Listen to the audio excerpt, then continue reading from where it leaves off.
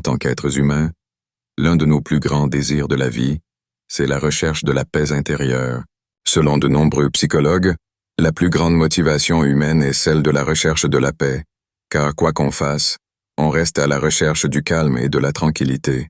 De même, citons parmi les noms du paradis mentionnés dans le Coran, Dar as-Salam, maison de la paix, et parmi les noms d'Allah, As-Salam, c'est-à-dire la seule et unique source de paix, de plénitude et de bien-être. Même, le mot islam est dérivé du mot salam, qui signifie paix également. D'après l'imam Ibn Taymiyyah, il y a un paradis sur cette terre, qu'il faut y entrer pour avoir accès à celui de l'au-delà. Selon lui, ce paradis est la tranquillité et le contentement du cœur. Mais le contentement du cœur n'est pas toujours accessible. En fait, le monde qui nous entoure et les choses qui nous arrivent souvent nous troublent. La voie vers la paix intérieure est la tranquillité. Cependant, comme tout en islam, la voie vers la tranquillité n'est pas un état d'être. C'est un chemin à frayer et des actions à accomplir, en vue d'atteindre ce stade de paix avec soi-même.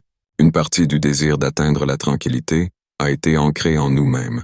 Allah a mis en nous un vide qui ne peut être comblé que par lui. Citons ce paragraphe à sens profond qu'a écrit l'imam Ibn al-Qayyim à ce sujet. Dans le cœur, il y a un sentiment de désordre qui ne peut être évité qu'en se tournant vers Allah. Dans le cœur, il y a un sentiment de solitude qui ne peut être éliminé qu'en se rapprochant d'Allah.